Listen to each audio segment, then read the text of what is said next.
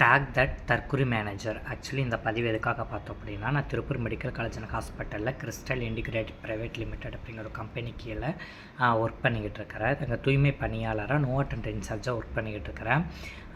நான் வந்து இப்போ அங்கே கடந்த ஒரு 4 மாதமாக நாங்கள் ஒர்க் போகலை. ஏன் ஒர்க் போகலை அப்படின்னு சொல்லி கேட்டோம் அப்படின்னா, நான் கேவாக இருக்கிறதுனால அங்கே ஒர்க் பண்ணக்கூடாதாம்மா. ரெண்டாவது வந்து நான் வந்து ஒரு என்ஜிஓ வச்சுருக்கிறேன் அப்படிங்கிறனாலையும், ப்ளஸ் ஒரு முதியோர் இல்லம் வச்சு ரன் பண்ணிக்கிட்டு இருக்கிறதுனாலையும் அங்கே ஒர்க் பண்ணக்கூடாது. ஒரு என்ஜிஓ வச்சுருக்கிறவங்க ஒரு கவர்மெண்ட் செக்டரில் ஒர்க் பண்ணக்கூடாது அப்படிங்கிற மாதிரி சொல்கிறாங்க. இதை ரிட்டனில் கொடுங்க அப்படின்னா வந்து கொடுக்க மாட்டேங்கிறாங்க மேனேஜர்.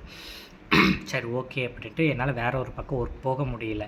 ஏன் அப்படின்னா, நாங்கள் வந்து எங்கள் அக்ரிமெண்ட்டில் கையெழுத்து போட்டு ஒர்க் பண்ணுறேன். அவங்க என்னை ரிலீவ் பண்ணவே இல்லை. அப்புறம் எப்படி என்னால் ஒரு பக்கம் ஒர்க் போக முடியும் அப்படிங்கிற ஒரு இது இருக்குது. இதனால் என்னுடைய பொருளாதாரத்தின் நிலை ரொம்ப பின்தங்கி இருக்குது. அதுக்கு அடுத்து பார்த்தோம் அப்படின்னா, நான் ஒரு 20 நாள் வந்து எக்ஸாமுக்காக லீவ் போட்டிருந்தேன். எக்ஸாம் முடிச்சுட்டு ரிட்டன் அதுக்கடுத்து நாங்கள் ஒர்க்குக்குன்னு சொல்லி வரும்போது, நீங்கள் ஒர்க் பார்க்கக்கூடாது அப்படிங்கிற மாதிரி சொன்னாங்க. ஏன்னு கேட்டதுக்கு இதெல்லாம் காரணமாக சொன்னாங்க. சரி ஓகே, நீங்கள் ரிட்டனில் கொடுக்க வரைக்கும் நான் ஒர்க் பார்ப்பேன்ட்டு பஞ்சிங் வச்சுட்டு ஒர்க் போனப்போ அவங்க என்ன சொல்லிட்டாங்கன்னா, உன்னை வேலையை விட்டு நாங்கள் தூக்கிட்டோம்.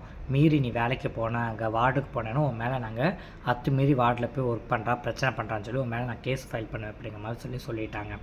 அவங்க மேனேஜராக இருக்கிறனால அவங்க என்ன வேணால் பண்ணலாம் அப்படின்ட்டு நானும் விட்டுட்டேன். இது மட்டும் இல்லாமல் அந்த மேனேஜர் வந்து என்கிட்ட தப்பாக நடந்துக்கிறதுக்கு ட்ரை பண்ணியிருக்கிறாரு. செக்ஸுவலாக ஹராஸ் பண்ணுறதுக்கும், அப்புறம் என்கிட்ட டபுள் மீனிங்காக பார்க்குறதுக்கும், பேசுகிறதுக்கும் இந்த மாதிரிலாம் இது பண்ணிகிட்ருக்கிறாரு. ரெண்டாவது, லீவ் எடுக்காமல் ஒர்க்குக்கு வரணும், 7 to 4 கம்பல்சரி ஒர்க் பார்த்துக்கிட்டேன்னு இருக்கணும், ரெஸ்ட் எடுக்கக்கூடாது, உட்காந்து சாப்பிடக்கூடாது, டீ குடிக்கக்கூடாத மாதிரி நிறைய கண்டிஷன்லாம் போட்டாங்க. இதெல்லாம் இல்லாமல் நான் 4 மணிக்கு ஒர்க் முடிச்சுட்டு போனேன் அப்படின்னா, நீ 4 மணிக்கு மேலே வீட்டில் போய் என்ன என்ன பண்ணுற அப்படிங்கிற மாதிரி கேட்குறாங்க. இதெல்லாம் என்ன டாஸ்க்கு அவன் கேட்கணும் அப்படிங்கிறது எனக்கு தெரியல. எந்த அதிகாரத்தில் அவன் கேட்குறாங்கிறதும் தெரியல.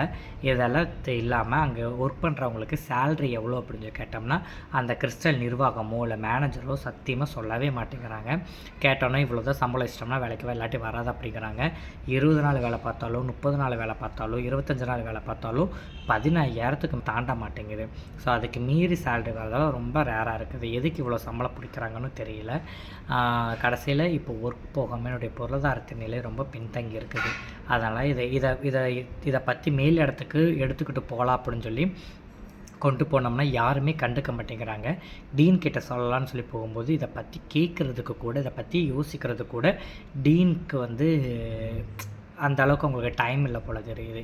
அதனால இப்போ நான் ஒர்க் எதுவும் போகலை. கிறிஸ்டல் கம்பெனி மேலேயும் இந்த மேனேஜர் மேலேயும் நான் கோர்ட்டில் கேஸ் போட்டிருக்கிறேன்.